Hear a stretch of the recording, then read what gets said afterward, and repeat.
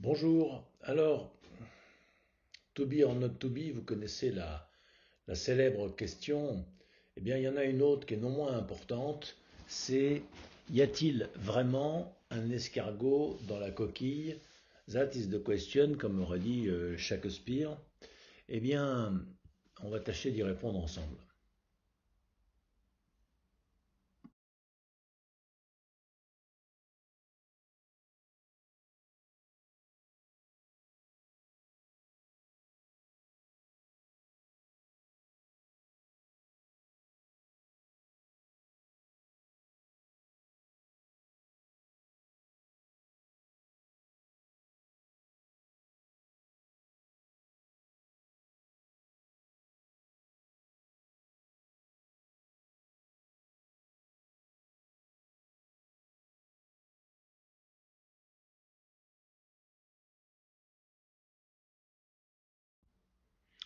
Première des choses, vous êtes concerné par cette information si vous êtes leader, dirigeant, manager, coach, accompagnateur, thérapeute, etc.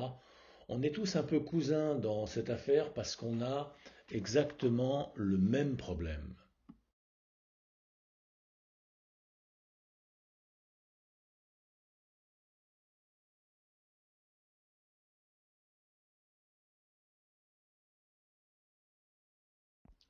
En effet, dès qu'on parle d'accompagnement, euh, il faut que l'accompagnement soit utile, il faut que l'accompagnement soit efficace.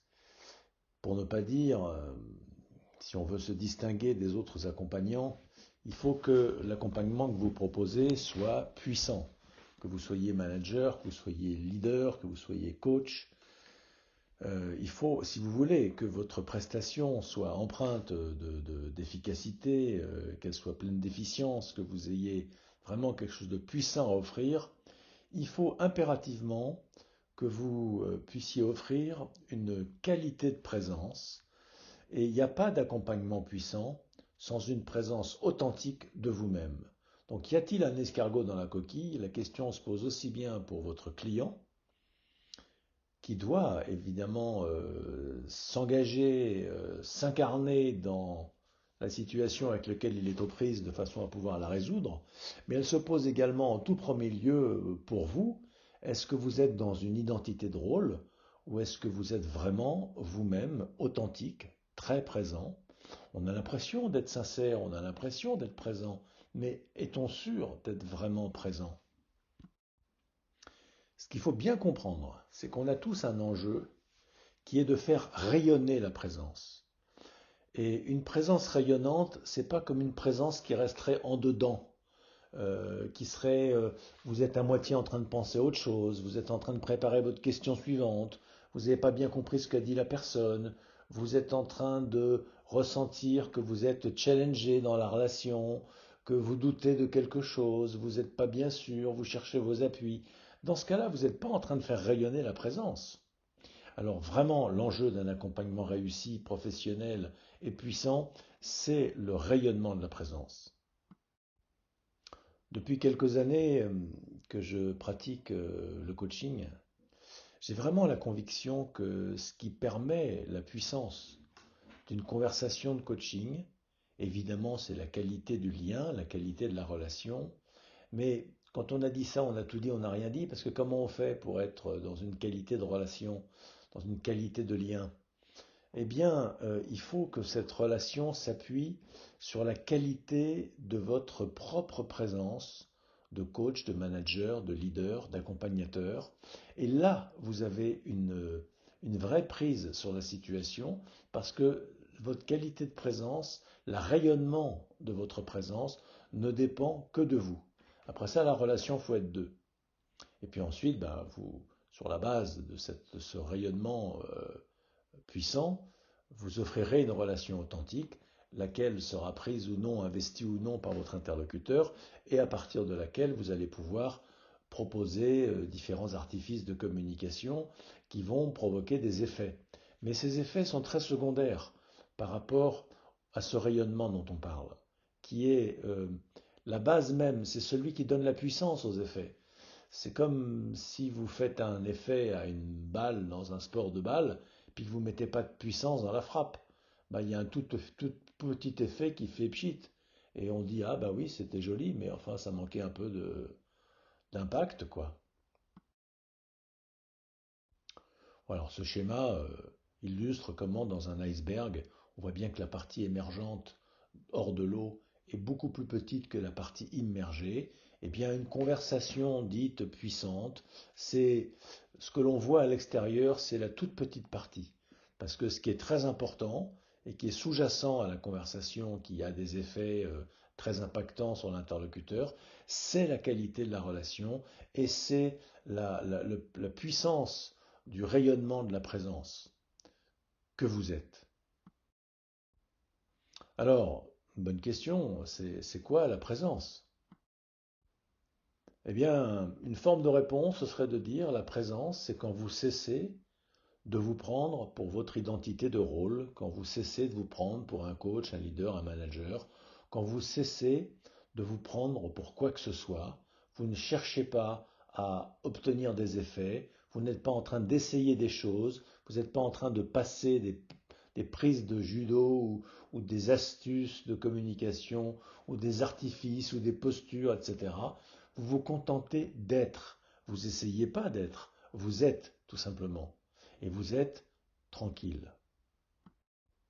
La tranquillité est importante parce que la présence, une autre façon de le dire, c'est que la présence, c'est vous au centre de vous-même. Quand vous êtes bien aligné dans la périphérie de vous-même, sur le centre de vous-même, alors il n'y a pas d'obstacle au rayonnement naturel de la présence que vous êtes au centre de vous-même. Du coup, je le répète, la présence, c'est ce qui reste quand vous retirez toutes les agitations périphériques, qui sont autant de techniques, autant d'artifices, autant de choses finalement artificielles. La présence, c'est ce qui est le plus nature. Mais il faut distinguer le naturel du spontané. Parce que quand on n'est pas développé, c'est-à-dire qu'on n'a pas travaillé à réduire les conditionnements, eh bien ce qu'on croit être naturel et spontané, c'est pas naturel, ce sont des conditionnements issus du passé, issus de ce qui vous a été inculqué de l'extérieur. Donc c'est pas vous-même.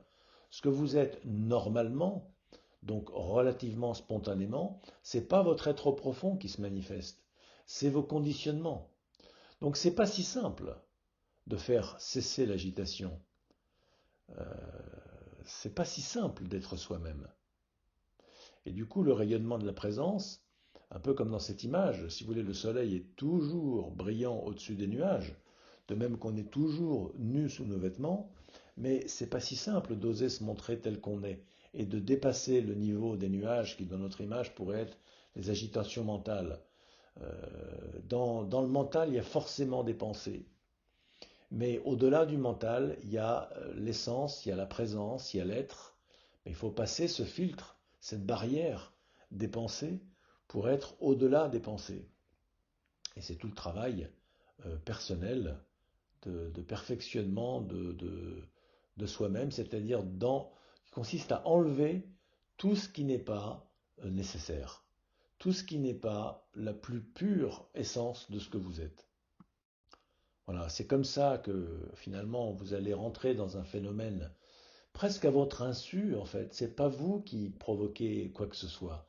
Vous vous contentez d'être vous-même, d'offrir le rayonnement de votre intention bienveillante qui est une intention sans intention en fait. Vous ne nourrissez pas de projets pour l'autre. Vous ne vous mêlez pas de savoir ce qui serait bon ou meilleur pour lui. Vous vous contentez d'offrir votre présence en accompagnement et c'est en étant vous-même authentiquement présent dans le ici et le maintenant que vous allez permettre à l'autre d'entrer dans sa propre présence. Alors vous savez que les problèmes viennent toujours de la tête, des histoires qu'on se raconte. Les situations objectives ne sont pas un problème. Les situations objectives présentent diverses difficultés, mais les difficultés qu'on résout facilement, ça ne devient pas des problèmes. Les problèmes sont des difficultés qu'on n'arrive pas à résoudre. Et alors, on n'arrive pas à les résoudre parce que la façon dont on pose nos équations font partie de ce qui nous empêche d'en trouver la solution.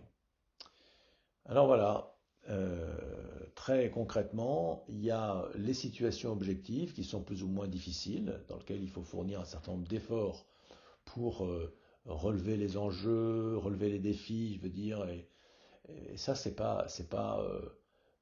vous rentrez pas dans votre tête, si vous vous contentez d'être simplement vous-même, vous déployez le meilleur de ce que vous pouvez, vous vous concentrez dans l'action instant après instant, il n'y a pas la place pour laisser un petit papier à cigarette passer, il n'y a pas de doute, il n'y a pas d'incertitude, il y a la concentration, l'action, et évidemment, comme il n'y a pas de parasite, eh bien, tout le rendement est maximum. Et donc, il y a de grandes chances que vous soyez efficace. Et si jamais vous ne l'êtes pas, eh bien, c'est que la question est mal posée, ou bien on reprend autrement par un autre angle, et en aucun cas ce n'est un problème. On se remet au travail avec joie, avec enthousiasme, paisiblement, avec confiance, toujours sans aucun doute, et on fait ce qui est à faire, et puis c'est tout.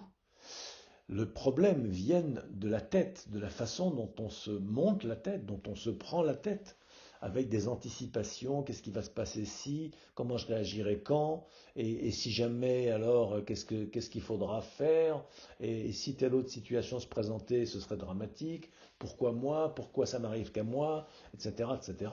Et voyez bien que dans toutes ces questions, il y a du moi. Or, il ne s'agit pas de moi, il s'agit du résultat de l'action. Il ne s'agit même pas du résultat de l'action, il s'agit de l'action. Il s'agit d'agir. Alors certes, dans l'action, il y a de la réflexion, mais c'est un continuum, réflexion-action. Mais il n'y a pas de moi pour c'est moi qui réfléchis, c'est moi qui agis. Dès lors qu'il y a un moi, alors il y a une question du résultat, parce que je vais me définir. Moi va être défini par le résultat. Si j'ai des bons résultats, alors je suis bien. Si j'ai de mauvais résultats, je suis pas bien. Et dans ce cas-là, vous voyez bien, on est contaminé par les deux bouts, par moi et par le résultat, qui sont en fait la même chose. Il ne faut pas se laisser contaminer, il faut vraiment descendre de la tête au corps pour être complètement investi dans l'action. Vous le savez bien, si vous êtes sportif, si vous êtes artiste, et puis même si vous n'êtes ni artiste ni sportif, mais que vous vous contentez d'être, vous faites la cuisine, vous faites le ménage, vous aimez les gens dans votre entourage, vous faites toutes sortes de choses ordinaires dans le quotidien qui ne sont ni du sport ni de l'art, mais à la limite, la vie est un sport, la vie est un art, la vie est un jeu, et ce jeu-là nécessite que vous soyez complètement investi, sans bavardage mental, sans parasite, sans croyance que vous allez y arriver ou que vous n'allez pas y arriver. Toutes les croyances, fussent-elles négatives ou positives, sont des croyances en trop. Il n'y a pas besoin de croyances. Quelqu'un m'a dit tout est croyance. Mais c'est pas vrai. Tout est croyance pour ceux qui croient à ça. Mais non. Euh, on comprend bien ce que ça veut dire, tout est croyance. C'est-à-dire que les pensées sont surdéterminantes, des émotions, etc., etc. Toutes ces bavardages inutiles à propos du coaching et du développement personnel. La seule réalité objective, c'est que l'action produit des résultats. Et l'action est entravée par les croyances, par les bavardages mentaux. Donc, voilà, c'est dans l'action que se trouvent les solutions et le rayonnement de la présence, c'est quand on fait taire les croyances. Il n'y a pas de place pour les croyances, il y a toute la place est prise par l'expérience, par la présence de l'être profond qui rayonne au sein de l'expérience. Là, s'il doit y avoir des résultats, mais tout le monde s'en fout, s'il devait y avoir des résultats, alors il serait empreint de cette présence, de ce rayonnement, et donc il serait aligné avec ce que vous êtes. Et c'est très bien ainsi.